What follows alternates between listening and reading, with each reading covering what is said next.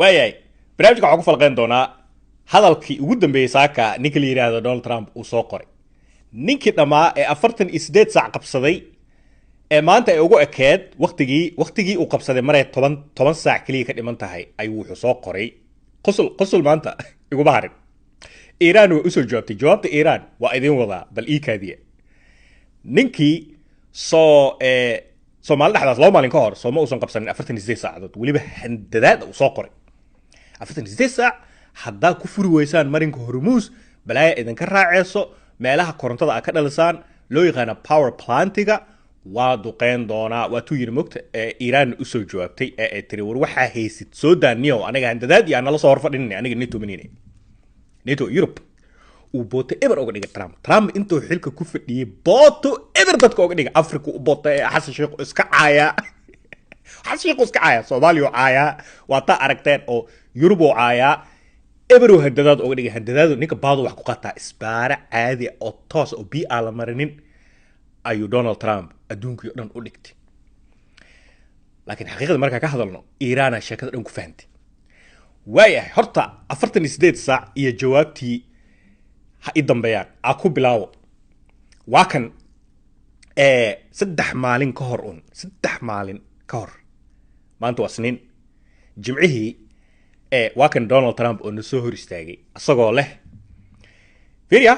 muuqaalkan waa muhiim sheekada dhan ayay muhiim u tahay si u fahantaan marka waa kan Donald Trump oo leh madaxda Iiraan dhan waa dilnay kii soo kacay waa dilnay kii kale waa dilnay cid lala hadlo meesha cid maamusho ma laha wax madax meesha jooga cid lala hadlo xitaa hadaa wada xaajood la geli lahayn asaga kala hadlay weliga qof bid aad ba aragtay qof asaga afkiisa iyo dhigiisa iyo asaga asmaqlin mano waa kan marka muuqaalka adin fasaxo asagoo dhahayo madaxda Iiraan kii soo kacay waa dilnay kii kale waa dilnay meesha marka cid maamusho oo madax ah oo horta lala hadlo oo lala fariisto lala xaajoodo maba joogaanba waaba baabi'inay wixii dhan idinku bilaawo qosolkana haloo dambe their leaders are all gone the next set of leaders are all gone and the next set of leaders are mostly gone and now nobody wants to be a leader over there anymore. We're having a hard time. We want to talk to them and there's nobody to talk to. We have nobody to talk to. And you know what? We like it that way. Way inta soo baqashay Soomaa muxuu leeyahay cid lala hadlo meesha ma joogtaba cid aaba la hadalnaba oo lala xaajoodo meesha ma joogto asaga afkiis ka yiri haddana isla asagii wallahi dikaro kala adbaarig isla asagii wuxuu leeyahay wada hadal dhoo furmay barna wuxuu leeyahay cid lala hadlo bale waaya muuqaalkaas hadda arkayseen waxa ku xigay ultimatumki uu qabsaday oo 48 saac ahayd okay haddana keen marka qosol haduu bilaaw yahay saaka saanu soo qoray mugta saaka wuxuu soo qoray waxaan ku faraxsanahay yani inaan idin sheego in wada hadal uu bilaawdo u dhaxeeyo ninka la yiraahdo waa anaga oo Mareykan ah iyo cidaas ayada ee Iiraan ah sidaas awgeed waxaan ku amray in muddo 5 maalin dib loo dhigo duqeyntii iyo waqtigii aan qabsaday waxaan ku soo haray Iiraan marka sheekada maqashay ninka uu soo qoray waxa laga yaabaa Trump asoo mashquul ku jiro waxa inuu soo qoraa laga yaabaa Iiraantii waa yaaban tahay ya Iiraan kale ma jirto Iiraan anaga ahayn oo dado oo kale oo adduunyo kale ku taal ma jirto anaga haday tahay war anaga wada hadal naga ma dhaxay kumana maqal telefoon iska ma qabanno wax wada hadal aniga adiga bushta iyo bacda iyo xabada iyo rasaasta iyo qarracda sanaga dhaxayso Iiraan alle waxa kale Iiraan hadalka ku dartay horta adii fasaxo wax yar ninka TV-ga maanta ka hadlay Iiraan از بالا تا پایین نیروهای مسلح رهبری همه ارکان نظام به خصوص مردم طبعا afkooda ku hadlaya marka Iiraan waxay leedahay horta wax wada xaajood ah oo noo furan oo naga dhaxeeyo haba yaraatee ma jirto waxay hadalka ku dareen ninka Trump ah waa biiq fuleynimo uu dib ula booday oo waqtigii 48 saac uu qabsaday oo ka sii dhamaanayso oo gabaabsi uu arkay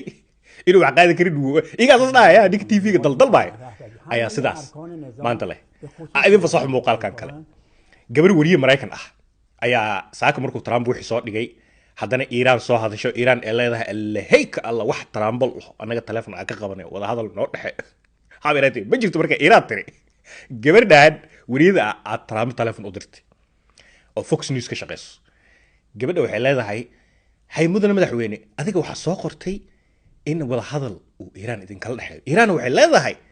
wax wada hadal ah oo Trump nagal dhaxay habaratay ma jirto maxaa arrinkaas uga jawaabaysaa Trump waa la qabtay booyir marka way I asked him what his reaction is to Iranian state television saying that there are no talks and he said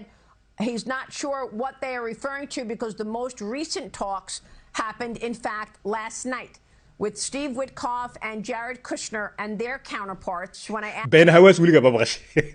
وحاليري مدحويني إيران waxay soo qoreen TV gooda hadlay TV ga dhan ee Iran qaranka hadlay waxay leeyihiin wax wada hadal naga ma dhaxeeyo Mareykan iyo Trump waxa ka leedahay Trump kulaha waxay ka hadlooyinba ma garanayo aniga waxay ka hadlooyaanba ma garanayo war intaas soo qorto qosol baad igu baarin waxa ii soo haray cidii xuutiinta ahayd oo xalay dhan duco u fadhiyo geelay qasheen cambuulada daangada bunka gaxwada xalwada kaale arag xalay qaadka agyaalo intaas waxay islahaayeen isniin maalinkan waa dagaalku waa galeen cidii xuuti ahayd xalay waa duceysatay intaasoo neef oo geela la qashay waxay sugayeen dagaalkan ay toos soo galaan ma aqaan inay dib u boodeen ikan ayaga ma garanaayo laakiin Trump wuxuu ku noqday mataqaana Tom and Jerry weligaa daawad dadka Tom and Jerry daawado waa bukulaashi iyo idooliga waa bootaalayaal oo isdhibo isdaba ordosaan Trump marka wuxuu ku noqday cidii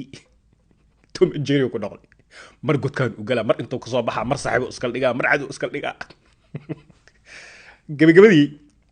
Trump handadaadu hadda hor wax ku qaatay dhowr jeer Yurub uga qaatay NATO uga qaatay Afrika uga qaatay ninka handadaadaas wax ku qaataa iyo bootadaas Iran se waa kadib hadda marka hadlayo oo Iran ay soo jawaabtay qaacda iyo bushta iyo qucda way socotaa way habeen dambe haduu Ilaahay inuu isniinta waxyaabo yaab leh ay ku soo kordhi doona dagaalka marka dadka hadda tahay dadka shaaxa jecel tarmuus intaas la eg oo 5 xabo ah ama xitaa 10 xabo soo shub anaga markay noo tahay 8 fiidnimo طبعا idinkana dadka bariga Afrika ee u tahay sala subax intaad u soo kicin waxyar ka hor adiga xilligaas horta waxa ku eg laba qodob waaweyn ayaa dhici doona waa ku qoro waxa ku eg horta xilligii ninka odaga Trump uu qabsaday 48 saac ahayd habeen dambe 8 isniinta idinkana marka idinta talaadada sala subaxii ay horta xilligii ama waqtigii uu qabsaday ee ku eg tahay Iran wayba soo jawaabtay waxay tiri war aday ku taala maxaa dhici doono si fiican u sharxi doonaa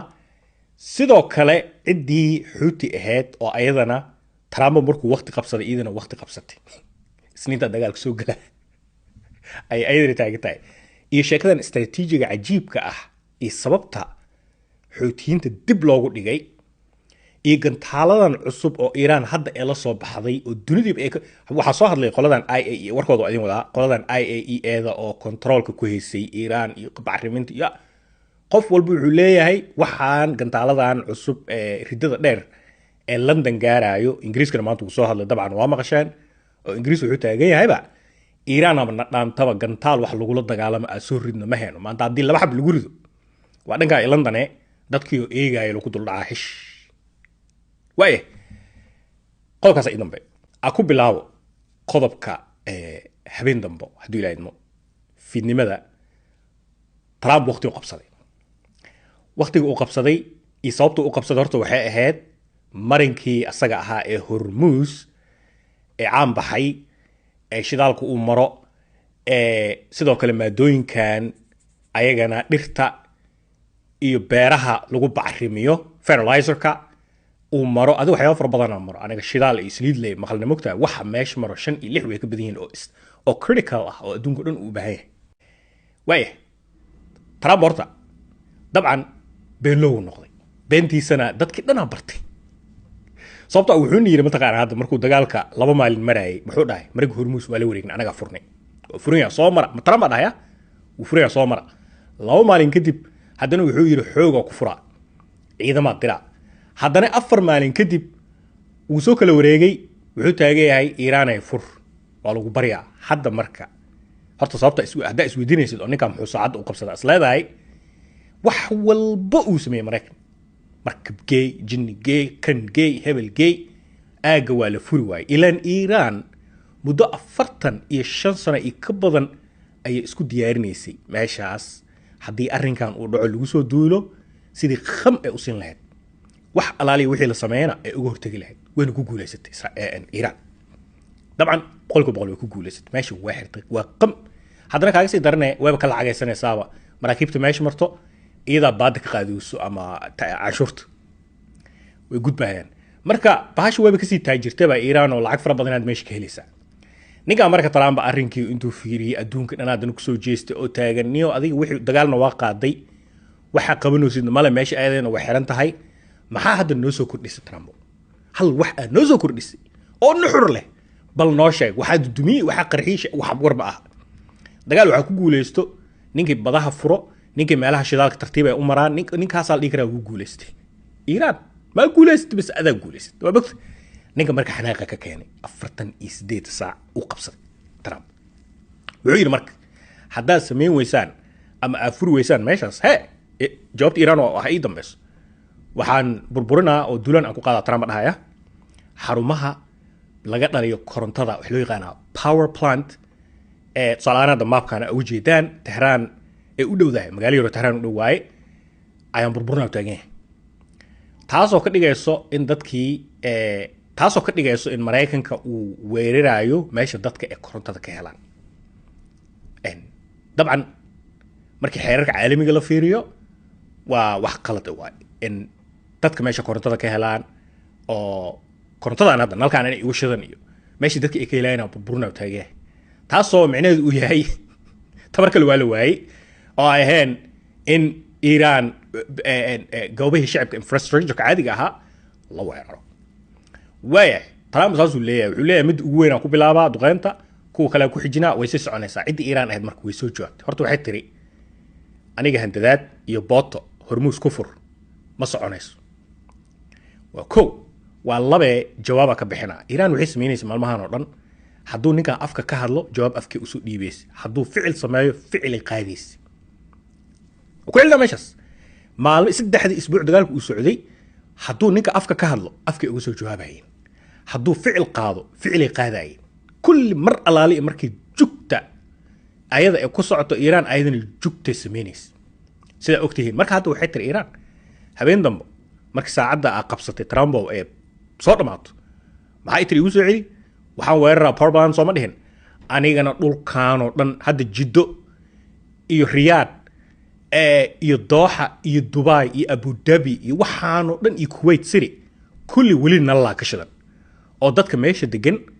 wali guriga koronta ugu jirto Iiraan marka waxay qariiradaas fiiri Iiraan waxay leedahay anigana zama ka dhiga waxaan aagaan dhan dadkan Carabta iga dhaw dhan iyo adiga Mareykanoo wax alaali wixii meesha ku leedahay kulli zam soo qaad adiga weerarka soo qaad anna waa soo qaada ana waa soo qaada qaniyo ka fush Iiraan istaraatiijiyadaas horta maalmahan ciyaaris taas ayadoo ay jirto oo hadda saacadii lagu sii siqaayo oo aniga laftirkeyga shaaxi habeenna ma cabi lahaa dabku ii saaran yahay baashi xiisa yeelaysaay ciddi Iiraan ahayd waxay la soo baxday gantaalo ilaa iyo hadda meesha ay ku sameysay iyo meesha ay ka keentay maadooyinkan ay wixii oo dhan la garan laayay maanta soo ahaan waxa hadla ninkii IAEA ahaa kormeeraya hubka nuclear-ka iyo qaabka bacrami Iiraan waxay taagan yihiin ba maba ogeynba anaga waxaan hadda Iiraan gantaaladan ee soo la soo baxday oo Ingiriiska gaarayo oo Yurub oo dhan gaarayo anaga waxaaba noo degsaneed in aysan haysanin Iiraan su'aasha markii weydiinta mudana waxay tahay maxaa kale u qarsan waxa rabaa inuu soo gabagabeeyo Iiraan aqli isticmaashay dagaalkan qaybtii hore drones ku bilowday markii ayada la weeraray drones iyo gantaaladoo kuwan ballistiga ah oo il kor markii loo boodo gaarayo Tel Aviv iyo meelahaas oo sheekadu ku bilowday maalmay waday Mareykan iyo Israa'iil oo loo beenguuri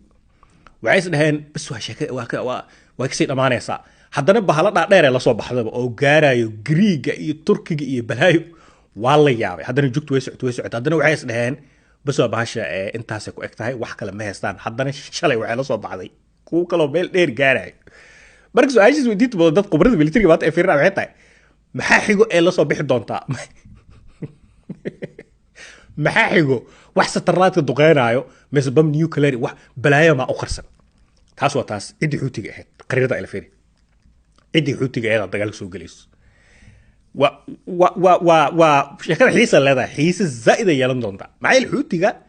maadaama hadda Iiraan ay si guul ah u xirtay marinka Hormuz marinkan kale ee asagana Carabta qoorta looga qabanayo Bawl Mandab oo Soomaaliya iyo Yemen u dhaxayso ayagana xuutiyiinta waxay taagan yihiin bari wixii ka dambeeyo dhulkaas xereena dhulkaas waxa soo maro Turki waxa soo maro Israa'iil waxa soo maro Mareykan adduunka oo dhan maro labadan meel marka hadii dhab la siisaas loo dhuujiyo awoodda dhulkaas ilaa Asia ilaa Yurub